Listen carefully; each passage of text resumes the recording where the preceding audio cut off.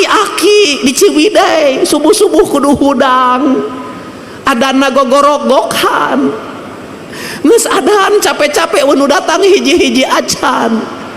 Anu tukang umroh ge da teu datang di lemurna mah rajin soten keur umroh.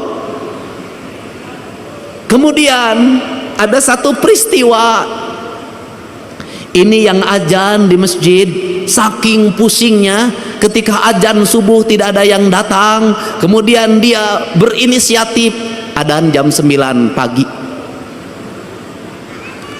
Pada waktu adzan jam 9 pagi semua orang datang ngamek, sia gelo cenah moanya adzan jam 8, ada naon sia teh. Si aki yang adzan jawab, si anu gelo mah ku aing di adanan subuh sia teu datang, di adanan jam 8 sia datang. Artinya bahwa negeri ini tidak kurang orang-orang saleh. Siapa orang-orang saleh? Orang-orang saleh adalah orang yang setiap hari tekun mengajar ngaji anak-anaknya di surau-surau, ditajuk-tajuk, dilanggar-langgar. Orang yang tekun setiap hari azan, orang yang tekun setiap hari ngimam, orang yang tekun setiap hari khutbah meskipun jamaahnya terbatas, tapi dia tidak pernah datang ke bupati untuk meminta honor. Itulah orang-orang hebat di negeri ini. Jadi kalau kita ingin minta doa, mintalah doa pada dia, karena dia teruji menjadi orang yang ikhlas dalam hidupnya. Kalau kita ingin mencium tangan, ciumlah tangan dia, karena tangan dia lebih suci dibanding tangan yang lain. Dia mau mengorbankan diri dan waktunya demi peradaban, demi pendidikan, dan demi masa depan. Apa yang hilang di negeri ini hari ini? Yang hilang bukan orang yang hanya tartil baca Quran, tetapi yang hilang adalah tradisi mengaji. Assalamualaikum warahmatullahi wabarakatuh. Sampurasun. Alhamdulillah wa syukurillah wa nikmatillah, la haula wala quwata illa billah. Allahumma sholli ala sayyidina Muhammad wa ala ali sayyidina Muhammad.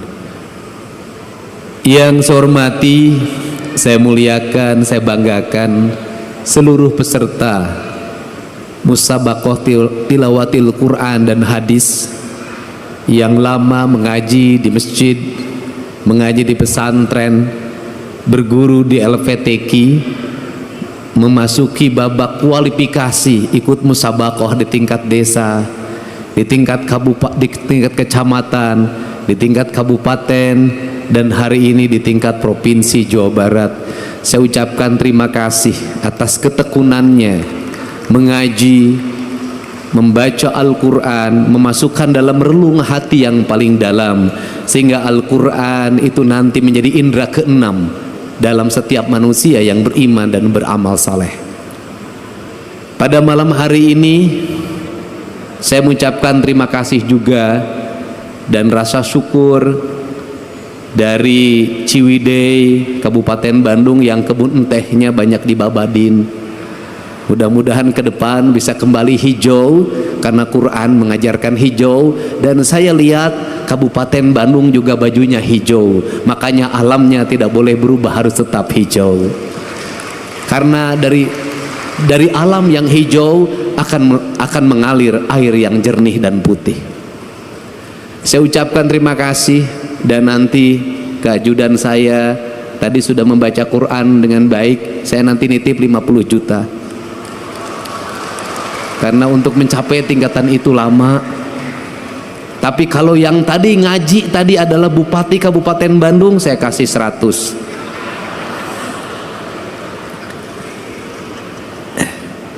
Saya mengucapkan terima kasih juga pada Kang Maman Imanul Haq. Ini tokoh santri yang menjadi politisi yang tetap konsisten pada keislaman dan kesundaan yang saya tahu. Sehingga kalimat kesundaan, mohon Pak Kemenag, Pak Kanwil, itu ketika saya wakil bupati dulu, ada dosen Universitas Pasundan bernama Hidayat Suryalaga. Dia menulis terjemah Al-Quran dalam rumpaka Sunda yang sudah disusun dalam bentuk mamaos. Dan saya minta di tahun depan itu masuk menjadi salah satu cabang yang diperlombakan, yaitu mamaos dalam bahasa Sunda, tapi isi mamaosnya adalah terjemahan Al-Quran.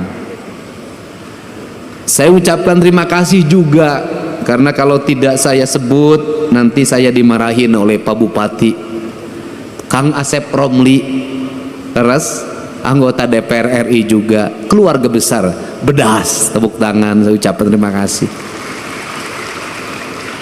Saya mengucapkan terima kasih pada Pak Ketua DPRD Provinsi Jawa Barat yang mewakili Pangdam 3 Siliwangi, yang mewakili Kapolda Jabar, yang mewakili Kepala Kejaksaan Tinggi Jawa Barat, yang mewakili Ketua Pengadilan Agama Provinsi Jawa Barat, Ketua Pengadilan Tinggi Provinsi Jawa Barat.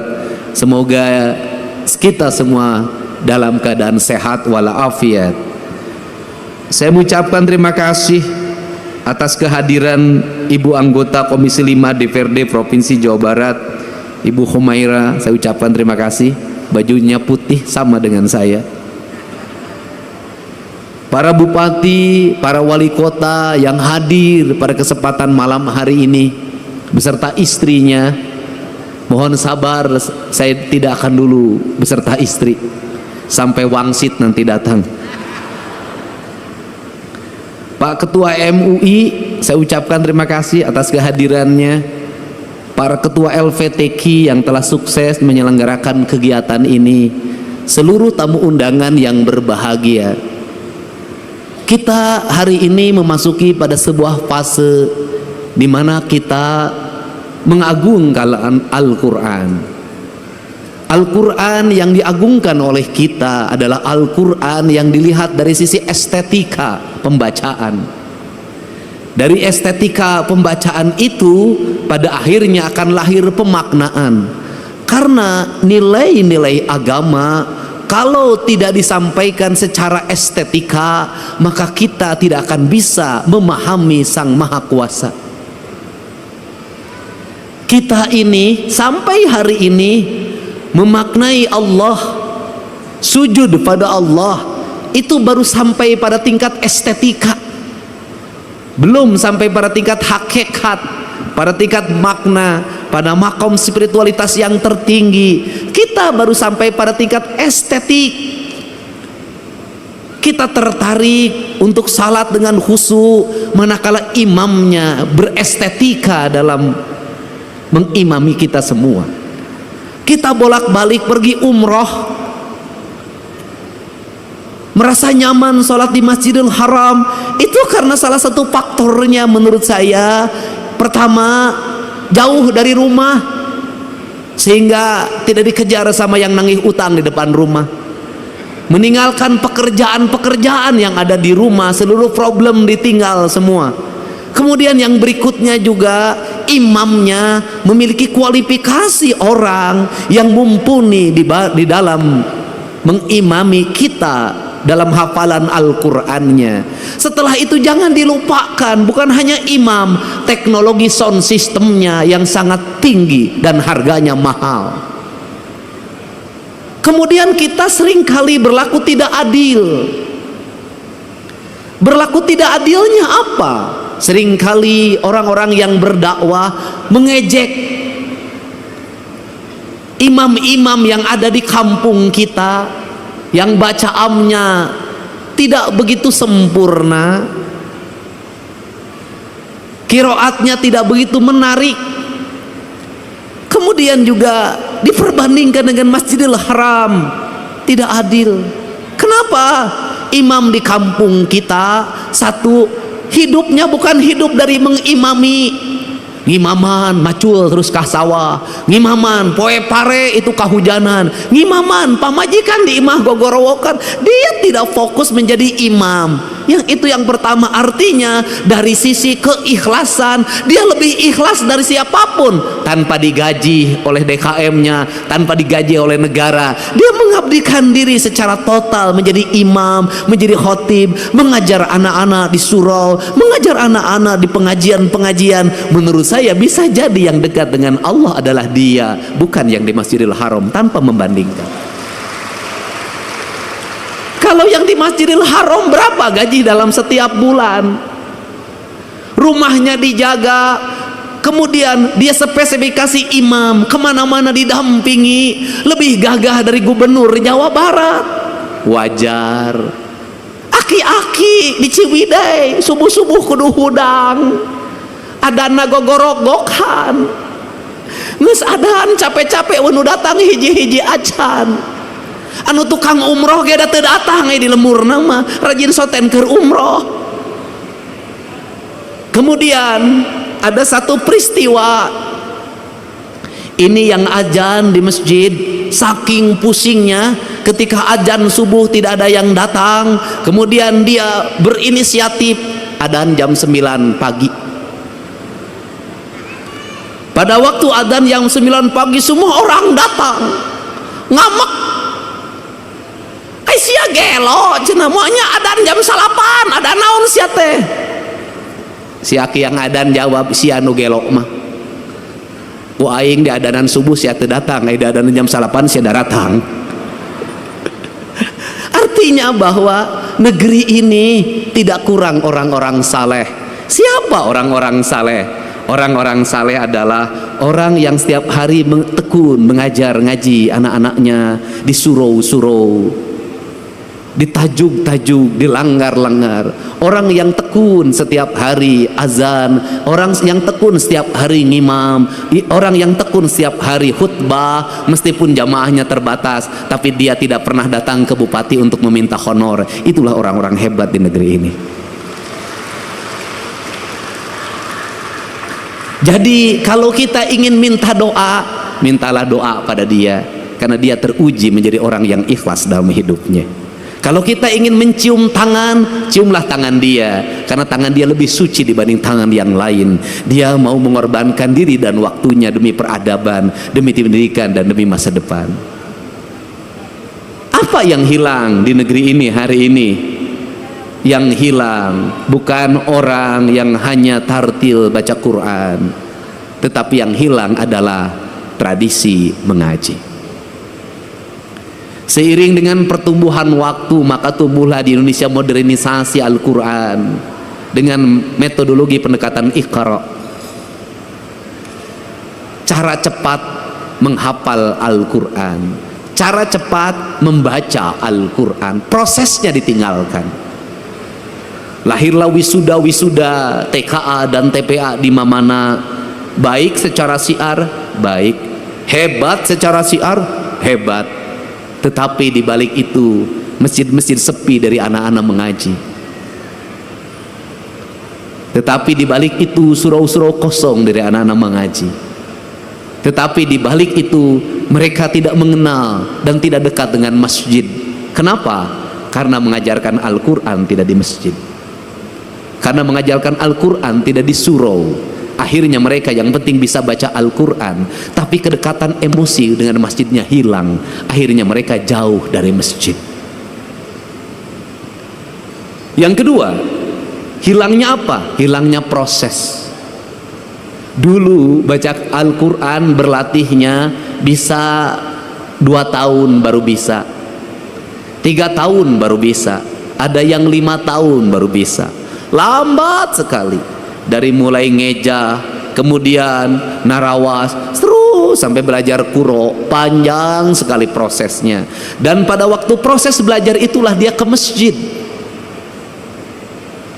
Dari proses itulah masuk perjalanan spiritualitas, kedekatan guru dengan murid, berlatih membaca Al-Quran, kemudian ada tingkatannya, ada yang levelnya pertama diajar pada level kedua diajar pada level yang ketiga, level ketiga diajar pada level yang keempat. Maka waktu maghrib yang kurang lebih 1 jam itu efek efektif untuk membangun 3 generasi, generasi ngeja, generasi narawas, generasi yang kemudian belajar Qur'an, dan generasi yang lebih tinggi dari itu. Prosesnya berjalan, maka anak-anak tidak lepas dari masjidnya, kemudian gurunya bukan hanya mengajarkan Al-Qur'annya, gurunya mulai mengajarkan makna, maka anak-anaknya dilatihlah belajar puasa, belajar tirakat. Maka Al-Quran identik dengan pembelajaran tirakat, pembelajaran puasa. Kemudian pembelajaran tirakat itu apa yang dilahirkan? Maka Al-Quran itu tersublimasi dalam pikiran,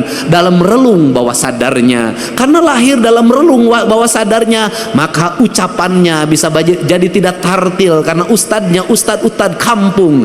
Tetapi ingat, dalam ucapan yang tidak tartil itu lahir makna keikhlasan, karena dia bersenyamayam dalam jiwa yang bersih. Jiwa yang bersih itu celik putih, celak herang, cang bulan 14 Jalan Gede Sasapuan, tegenek temalek Balumbang Timur Narawangan. Apa yang terjadi? Ucapan-ucapan dari ayat Al-Qur'annya saciduh metu saucap nyata. Maka doa-doa pendeknya menjadi doa-doa yang sampai tembus ke langit-langit ilahiyah. Doa-doa pendeknya menembus batas, menembus pandang.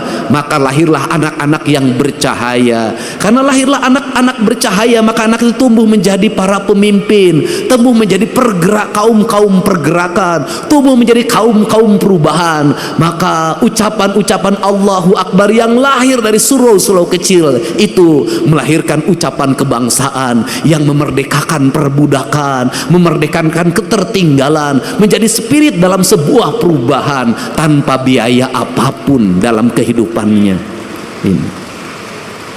Maka berhati-hatilah ketika syiar sudah begitu besar, ketika anggaran semakin membesar, bahkan jadi anggarannya sangat besar. Ada 2 sisi mata pedang.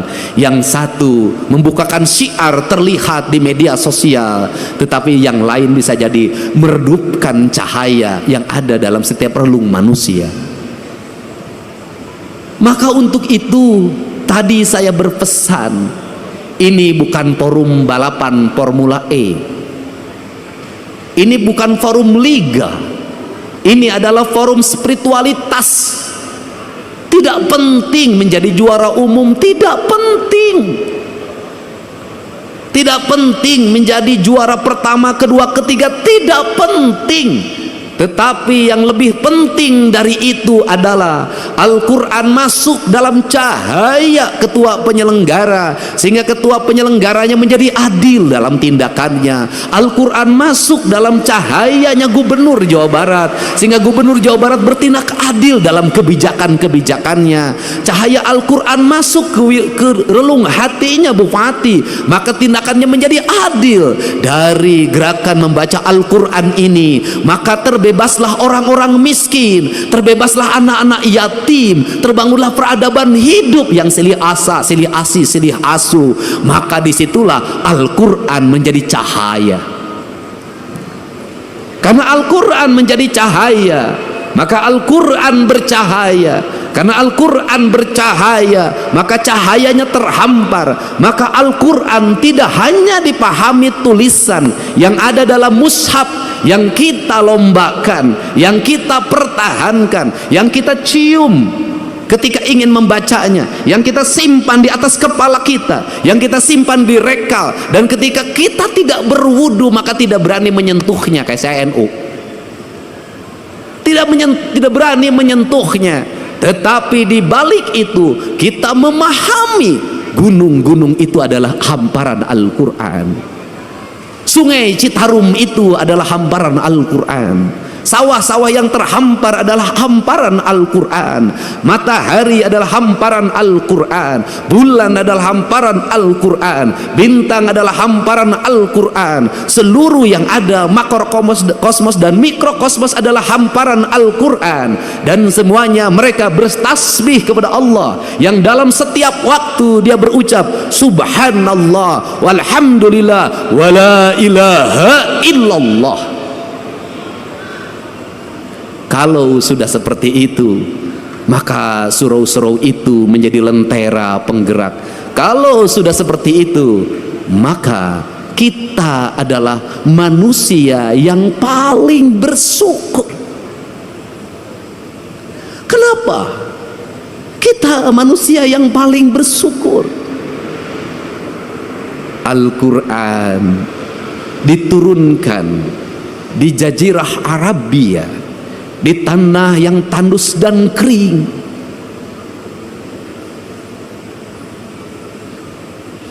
Di mana orang mengalami kesulitan untuk mendapatkan air. Kisah Nabi Ismail dengan Siti Hajar, bagaimana dia harus bolak-balik antar Safa dan Marwah untuk mendapatkan air. Begitu beratnya untuk mendapatkan air. Rumput-rumput mengering, batu-batu bertebaran, debu-debu berserakan. Di tempat-tempat di mana manusia mengalami kekeringan alam, lahirlah kekeringan hati, lahirlah kekejaman. Maka Allah menurunkan cahaya yang paling lembut hatinya, yang paling lembut hatinya. Siapa? Rasulullah SAW. Lembut. Karena kelembutan itulah Al-Quran diturunkan. Tidak mungkin Al-Quran turun, nur cahaya kebenaran yang hadir ke hatinya Kanjeng Rasul, kalau Kanjeng Rasul tidak memiliki kelembutan hati yang lebih lembut dari sutra apapun. Tidak mungkin. Maka dari kelembutan itu lahirlah ucapan-ucapan yang lembut. Dari ucapan-ucapan yang lembut itu lahirlah ucapan-ucapan yang indah. Dari ucapan-ucapan yang indah itu mempengaruhi pikiran manusia lewat telinganya, karena lahir gelombang elektromagnetik yang dipancarkan dalam kekuatan spiritualitas, di mana angin-angin yang keras, debu-debu yang bertebaran dikalahkan oleh gelombang Al-Quran yang mempengaruhi pikiran manusia. Maka Allah itu berbuat adil. Al-Quran diturunkan di tanah tandus itu. Tetapi Al-Quran yang dikirimkan di tanah tandus itu dibawa lewat pendekatan budaya, tanpa kekerasan, tanpa peperangan, bercerita tentang kisah Ramayana, bercerita tentang kisah Mahabharata, bercerita tentang kisah Pandawa, ada dalam sosok Dharma Kusuma. Maka dicanangkanlah yang disebut dengan dua kalimat sabda. Dua kalimat sabda itu disebutnya layang damus kalimus syada, yaitu yang diletakkan pada pikiran seorang pemimpin sebagai nilai ajaran. Nilai ajaran itu melahirkan Pandawa 5, yaitu Dharma Kusuma, Bima, Arjuna, Nakula, lan Sadewa. Lahirlah gerakan politik kebudayaan para wali, mengenalkan agama Islam lewat pendekatan kebudayaan. Lahir simbol-simbol silib, sindir, sindang, siloka, sasmita. Kenapa? Karena dia berhadapan dengan masyarakat Sunda, masyarakat Nusantara yang tidak terbiasa dengan bahasa kasar. Dia terbiasa dengan bahasa simbol, bahasa makna. Karena dia terbiasa bahasa simbol, bahasa makna, maka masuk dalam ajaran, dalam pembelajaran. Quran pun disampaikan dalam pembelajaran dan ajaran. Kemudian rasa hormatnya ditinggikan. Quran diletakkan pada sebuah derajat yang sangat tinggi, diletakkan dalam lingkungan peradaban sederhana pedesaan. Lahirlah di kita. Apa keuntungan kita? Keuntungan kita lebih dari orang Arab. Keuntungan kita lebih daripada jazirah Timur Tengah. Kenapa keuntungannya? Kita mendapat dua. Satu, kita mendapat Al-Quran sebagai sebuah produk nilai ilahiyah yang memiliki nilai estetika yang sangat tinggi. Tetapi juga kita dilahirkan pada sebuah alam pasundan yang sangat indah. Ketika Quran bercerita tentang air yang jernih di surga, ketika Quran bercerita tentang hamparan gunung yang indah di surga, ketika Quran Quran bercerita tentang buah-buahan yang nanti ada di surga. Seluruh cerita-cerita itu sebenarnya adalah realita hidup yang kita dapati. Itulah Ciwidey, itulah Cipanas, itulah Pangalengan. Itu realitas dunianya. Untuk itu, karena kita sudah diberi peradaban surga yang nanti akan kita sampai surga keabadian, maka pesan saya, kalau mencintai Al-Quran, rawatlah Cipanas sebagai simbol surga kesucian. Rawatlah Ciwidey, rawatlah Pangalengan, rawatlah gunung-gunung itu yang melahirkan air yang mengalir, bak sepenggal tanah yang diturunkan dari surga. Rawatlah pohon-pohon itu, karena itu adalah alam yang digambarkan oleh Allah dalam Al-Quran. Jangan terbalik. Satu sisi kita sangat memaknai Al-Quran dan menghormati Al-Quran sebagai ayat yang tertulis, tapi di sisi lain tangan kita merusak alam, padahal itu adalah ayat yang tidak tertulis.